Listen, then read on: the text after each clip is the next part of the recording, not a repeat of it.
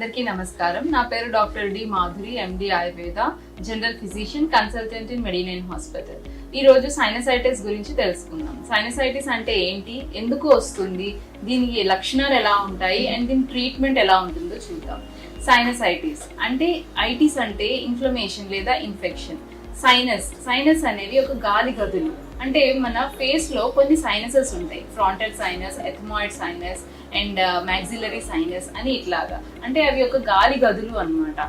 ఈ empty spaces అనేవి air తో ఫిల్ అయి ఉంటుంది. అంటే మనం ఊపిరి తీసుకున్నప్పుడు మళ్ళీ వదిలినప్పుడు ఆ లోపల సైనసెస్ లోకి వెళ్ళి మొత్తం ఫిల్ అయ్యి మళ్ళీ బయటకు వస్తుంది. కొన్ని వైబ్రేషన్స్ అనేవి వస్తాయన్నమాట. ఈ నేజల్ సైనస్లు ఏమైతే ఉన్నాయో ఇవి ఇన్ఫెక్ట్ అయినప్పుడు సైనసైటిస్ అనేది వస్తుంది. ఎప్పుడైతే ఈ నేజల్ సైనస్ లోపల మ్యూకస్ మెంబ్రేన్ అనేది ఉంటుందన్నమాట. ఈ మ్యూకస్ మెంబ్రేన్ అనేది ఇన్ఫెక్షన్ కి గురవుతుందో అప్పుడు ఆ సైనసెస్ నుంచి ఓపెనింగ్ ఉంటుంది.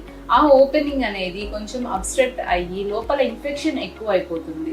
అప్పుడు అక్కడ ఫ్లూయిడ్ అక్యుములేషన్ అయ్యి మొహం అంతా బరువుగా అనిపించడం, తలంతా బరువుగా అనిపించడము, అట్లాగే కళ్ళు బరువుగా ఉండడము, నోస్ నుంచి వాటరీ డిశ్చార్జ్ రావడము, ఇట్లాంటి కొన్ని సిమ్టమ్స్ అనేవి మనం చూస్తాం అనమాట.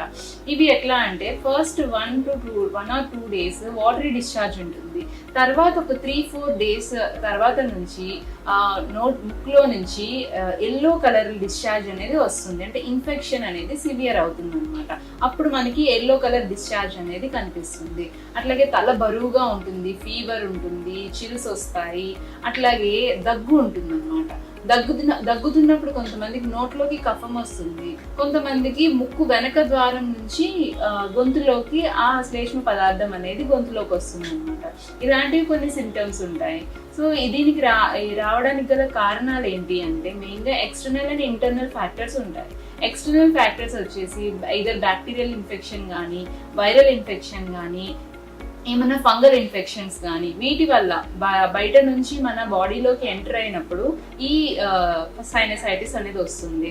లేదా ఇంటర్నల్ కాజెస్ అంటాం. ఇంటర్నల్ కాజెస్ అంటే నేజల్ సెప్టల్ డీవియేషన్ ఉన్న వాళ్ళల్లో, అట్లాగే పాలిప్స్ ఉన్న వాళ్ళల్లో ఈ సైనసైటిస్ కంప్లైంట్స్ అనేవి చూస్తాం అనమాట.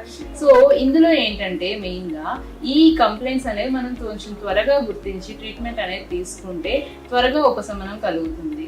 సో మెయిన్గా ఇందులో తీసుకోకూడని ఆహారాలు అండ్ కొన్ని పాటించాల్సినవి ఏంటంటే చల్లగాలికి ఎక్స్పోజ్ అవ్వడము, అట్లాగే కూల్ డ్రింక్స్ తీసుకోవడం, ఐస్ క్రీమ్స్ తీసుకోవడము, బనానాస్ తినడము, పెరుగు తినడము, ఇవన్నీ కొంచెం అవాయిడ్ చేసుకోవాలన్నమాట. ఇవన్నీ తీసుకోవడం వల్ల ఏమవుతుందంటే ఇంకా సైనసైటిస్ ఎక్కువ అవుతుంది. అట్లాగే స్మోకింగ్ అండ్ డ్రింకింగ్ కూడా. స్మోకింగ్ వల్ల ఏమవుతుంది అంటే ఈ సైనస్లు అనేవి డ్రై అయిపోయి త్వరగా ఇన్ఫెక్షన్ ని అటాక్ చేస్తాయి అనమాట. సో స్మోకింగ్ వల్ల కూడా ఈ సైనసైటిస్ అనేది ఎక్కువ అవుతుంది. సో ఇలా కొన్ని పద్ధతులు ఫాలో అవుతూ అట్లాగే స్టీమ్ ఫోమెంటేషన్ అనేది తీసుకుంటూ ఉంటే కనుక సైనసైటిస్ లో రిలీఫ్ వస్తుంది అనమాట. అట్లాగే ఆయుర్వేదిక్ లో దీనికి మంచి మెడిసిన్స్ ఉన్నాయి.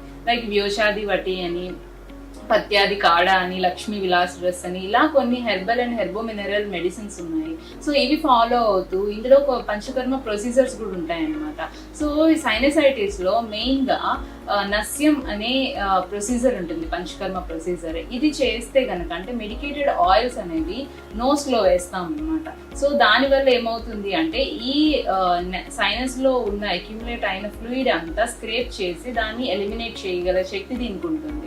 సో ఈ పంచకర్మ ప్రొసీజర్ చేస్తూ అట్లాగే ఇంటర్నల్ మెడిసిన్స్ వాడుతూ ఉంటే గనక ఈ సైనసైటిస్ నుంచి బయటపడవచ్చు. Thank you.